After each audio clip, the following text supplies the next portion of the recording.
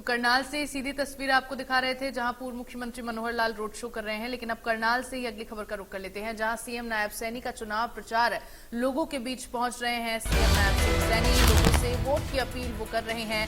PM Modi के नेतृत्व में देश का विकास हुआ है, सीएम सैनी की ओर से कहा गया। उन्होंने कहा कि करनाल में काम करना प्राथमिकता रहेगी। करनाल से 2 कमल के फूल खिलाने हैं, प्रदेश में 11 कमल के फूल खिलाने हैं। तो करनाल में सीएम नायब सिंह सैनी का चुनाव प्रचार लगातार जारी है। सीएम नायब सिंह सैनी लोगों के बीच पहुंच रहे हैं और वोट की अपील कर रहे हैं और लोगों को सरकार की ओर से किए गए कार्यों की जानकारी दे रहे हैं। इस दौरान संबोधित करते हुए सीएम नायब सैनी ने कहा कि पीएम मोदी के नेतृत्व में देश का विकास हुआ है। करनाल में काम करना प्राथमिकता है। करनाल से 2 कमल के फूल खिलाने हैं, वहीं प्रदेश में 11 कमल के फूल खिलाने हैं। तो ये करनाल से लाइव तस्वीरें आपको दिखा रहे हैं जहां पर 2 कमल के फूल खिलाए जाने की अपील सीएम सैनी की ओर से की गई है। चुनाव प्रचार पर लगातार सीएम सैनी निकले हैं और ये भी चुनाव प्रचार की तस्वीरें आपको करनाल से सीधी दिखा रहे हैं। मुख्यमंत्री सैनी की ओर से ये अपील की गई है कि प्रदेश में 11 कमल के फूल खिलाने हैं, तो वहीं करनाल से 2 कमल के फूल इस बार जनता को खिलाने हैं। उन्होंने प्रधानमंत्री नरेंद्र मोदी के नेतृत्व में किस तरह से भाजपा सरकार ने कामकाज किए हैं, किस तरह से करनाल का, प्रदेश का विकास हुआ है, ये तमाम विकास कार्य उन्होंने गिनाए। तमाम जो उपलब्धियां सरकार की रही हैं वो उन्होंने गिनाई। इसके साथ ही साथ उन्होंने ये भी कहा है कि करनाल में काम करना प्राथमिकता है। तो करनाल के विकास को लगातार प्रयासरत भाजपा सरकार है। विकास को लेकर ये तमाम बातें जो है सीएम सैनी की ओर से अपने संबोधन के दौरान कही गई हैं। तो चुनाव प्रचार में लगातार वो जुटे हुए हैं, जो कि 25 मई को हरियाणा में लोकसभा चुनाव होने वाले हैं। प्रदेश की 10 की 10 सीटों पर चुनाव होंगे और साथ ही साथ विधानसभा का उपचुनाव भी 25 मई को ही होना है। मुकाबला बेहद दिलचस्प है। जहां लोकसभा सीट पर पूर्व मुख्यमंत्री मनोहर लाल हैं, तो उपचुनाव में प्रत्याशी मुख्यमंत्री नायब सिंह सैनी हैं और यहीं से ये मुकाबला बेहद दिलचस्प हो जाता है। ऐसे में जो तमाम राजनीतिक दल हैं जो अपनी तैयारियों में जुटे हुए हैं, सभी अपने प्रचार प्रसार में भी जुटे हुए हैं, लेकिन सीएम सैनी की ओर से भी यहाँ पर प्रचार प्रसार किया जा रहा है। लगातार करनाल को साधने के लिए जहाँ जमीनी स्तर पर पूर्व मुख्यमंत्री मनोहर लाल उतरे हैं, तो उन्हीं के साथ मुख्यमंत्री नायब सिंह सैनी भी चुनाव प्रचार कर रहे हैं। यहां तक कि सीएम सैनी की पत्नी सुमन सैनी भी मैदान में उतरी हैं और लगातार वो भी चुनाव प्रचार करती हुई नजर आ रही हैं। वोटर्स को साधने के प्रयास यहां पर नेताओं की ओर से लगातार किए जा रहे हैं। तो ये कुछ तस्वीरें आपको करनाल से दिखा रहे हैं, जहां आप देख सकते हैं कि मुख्यमंत्री नायब सिंह सैनी यहाँ पर मौजूद है।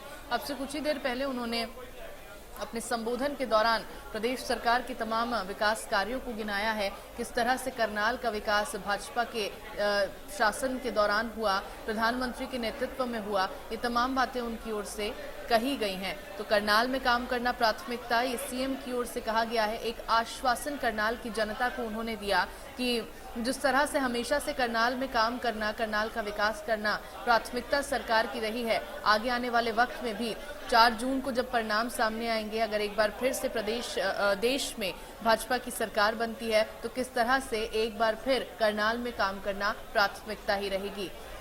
तो तस्वीरें आपको करनाल से लाइव दिखा रहे हैं। करनाल की सीट चूंकि बहुत ज्यादा अहम है।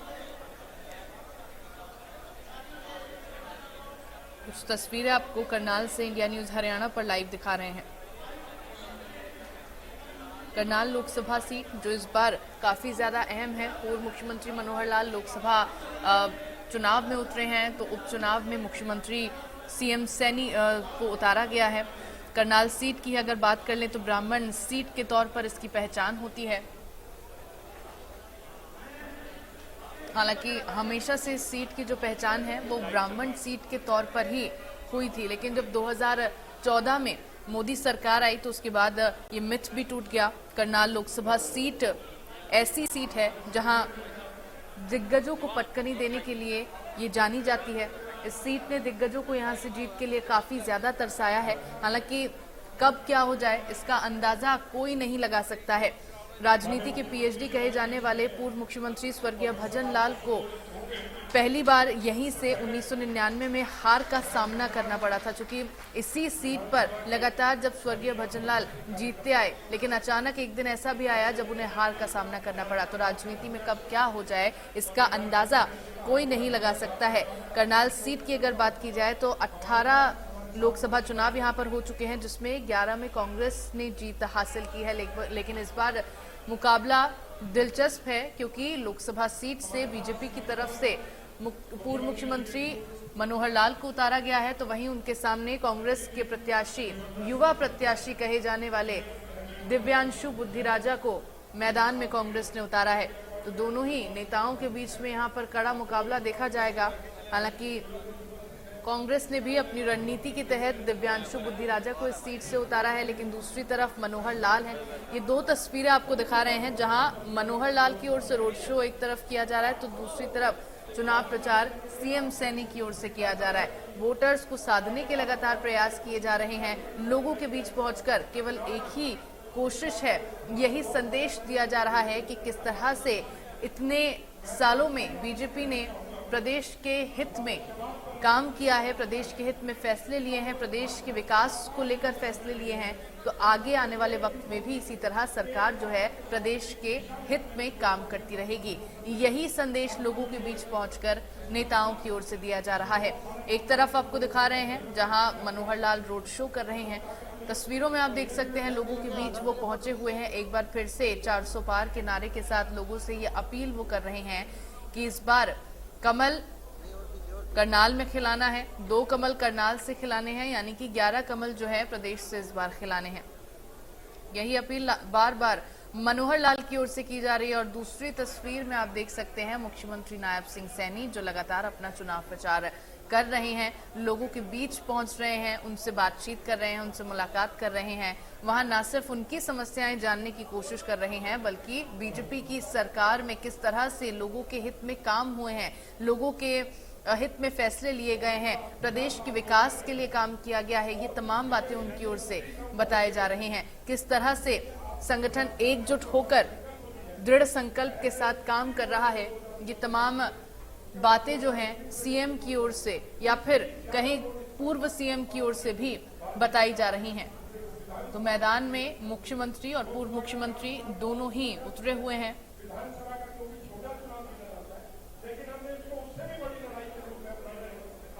सीएम सैनी का चुनाव प्रचार भी लगातार जारी है और करनाल में मनोहर शो भी रोड शो कर रहे हैं। इन तस्वीरों से ही आप अंदाजा लगा सकते हैं कि किस तरह से जोर शोर से चुनाव प्रचार बीजेपी की ओर से चल रहा है और बीजेपी की मजबूती किस तरह करनाल या फिर पूरे प्रदेश भर में बढ़ती हुई नजर आ रही है। हालांकि कांग्रेस की ओर से भी 40 स्टार प्रचारकों की लिस्ट को जारी किया गया। हालांकि कांग्रेस की ओर से भी दावे यही किए जाते रहे हैं कि इस बार जीत विपक्ष की होगी, कांग्रेस पार्टी की होगी, इंडिया अलायंस जो बनाया गया है उसकी जीत होगी। लेकिन जिस तरह से प्रचार प्रसार हो रहा है, भाजपा की तरफ से जिस तरह से नेता मैदान में है, एक बड़ा संदेश उनकी ओर से दिए जाने के प्रयास किए जा रहे हैं। लेकिन वहीं अगर प्रचार प्रसार की ही बात कर ले तो कांग्रेस फिलहाल भाजपा से यहाँ पीछे नजर आ रही है। मनोहर लाल रोड शो कर रहे हैं तो सीएम सैनी चुनाव प्रचार कर रहे हैं। और न सिर्फ बात करनाल की है बल्कि पूरे प्रदेश भर में घूमकर सीएम सैनी जो है प्रचार प्रसार कर रहे हैं, प्रत्याशियों के समर्थन में वो वोट की अपील कर रहे हैं। हालांकि विपक्ष की ओर से भाजपा पर तमाम तरह के आरोप भी लगाए जा रहे हैं, तमाम तरह के चुनौतियां भी उनको दी जा रही है। फिलहाल एक सबसे बड़ी चुनौती जो विपक्ष की ओर से पेश की गई वो मुख्यमंत्री सैनी को अविश्वास प्रस्ताव उनके खिलाफ लाए जाने की, उनको बहुमत पेश किए जाने की विपक्ष की ओर से चुनौती दी गई है। ये तस्वीरें आप देखें। सम्मान के पार्टी के सभी कार्यकर्ता, सभी पदाधिकारी, सभी हमारे शक्ति केंद्रों के प्रमुख, सभी बूथों के माननीय अध्यक्षगण, आप सबको मैं दोनों हाथ जोड़ करके राम राम करता हूँ और जोरदार तालियां अपने लिए बजाइए।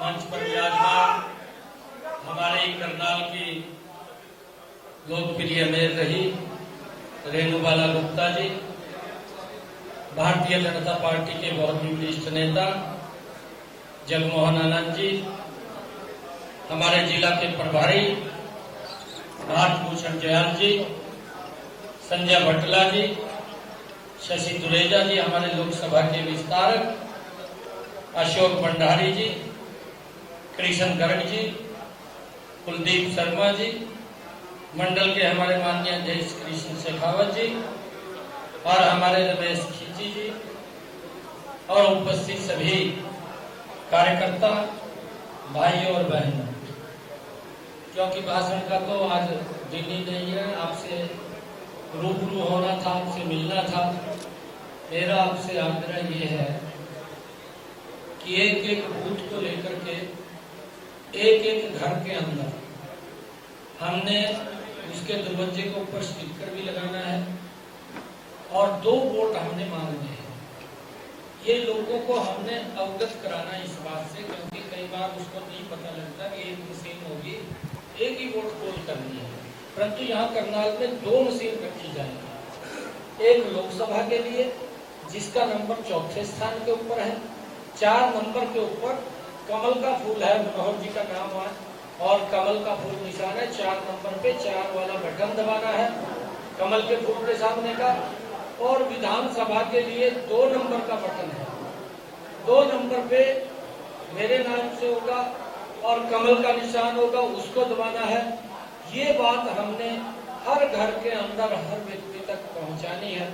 इसके लिए हमारी रचना योजना गहन सघन अभियान हमारा चल रहा है। एक एक वार्ड को पकड़ करके एक एक बूथ के अंदर जा करके एक एक घर को हमने टच करना है। अगर कहीं कोई बात आए तो उस सिस्टम के तहत हमारे जो पदाधिकारी हैं आप उनसे बात कर सकते हैं, मिल सकते हैं। फीडबैक क्या है, वो फीडबैक भी यहाँ पर हमारे ऑफिस के अंदर एक व्यक्ति बैठा है जो फीडबैक ले रहा है। उस फीडबैक के अंदर भी आकर के आपने वो फीडबैक देना है। बाजार का क्या फीडबैक है, वह हमारे बूथ का क्या फीडबैक है, उस गली मोहल्ले का किसी गली का एक का क्या फीडबैक है, वो सारा का सारा उसको आपने यहाँ पर बताना भी है। और हमने हर घर के अंदर जा करके आग्रह करना है कि इस देश के लिए, क्योंकि ये बड़ी पंचायत का चुनाव है, महत्वपूर्ण चुनाव है, ये कोई छोटा चुनाव नहीं है। कई बार व्यक्ति सोच लेता है कि भाई ये तो वार्ड का चुनाव है और वो सोचता है जो बनेगा मेरा ये आदमी बन जाएगा, परंतु यहाँ वो स्थिति नहीं है। यहाँ स्थिति दूसरी है। यहाँ स्थिति ऐसी है, 2 विचारधाराएं इस देश में काम कर रही हैं। एक विचारधारा है जो देश के प्रति इस प्रकार के फरमान जारी करती है जिससे कहीं न कहीं देश के लोगों को पीड़ा होती है। एक विचारधारा ऐसी है वो इस प्रकार की बात करती है कि जिससे देश का सम्मान, देश का गौरव ऊंचा हो।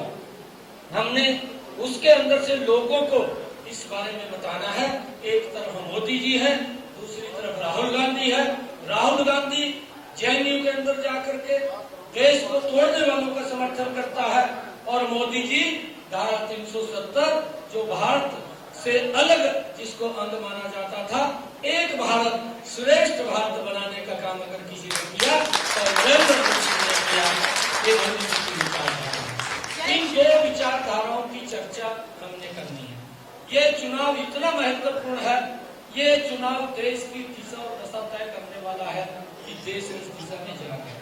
और मेरा आपसे ये भी आग्रह है कि हम सब ने मिलकर के यहाँ से इस बात की चर्चा करनी है कि 2019 में करनाल के लोगों ने ये लोकसभा सीट ये पूरे देश में नंबर 2 स्थान के ऊपर आई थी, परंतु अब ये सीट पूरे देश में नंबर 1 के ऊपर आनी चाहिए। इसके लिए सघन अभियान चलाना है, एक एक घर के अंदर जाना है और इसके बाद 25 तारीख के बाद भाइयों जो भी आप लोगों के दिशा निर्देश होंगे उसको हम पूरा करेंगे।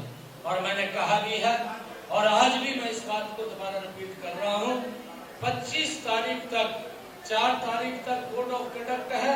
4 तारीख के बाद हमारा कार्यकर्ता वो कहीं पर भी या हरियाणा में वो चौधरी बन करके काम करेगा।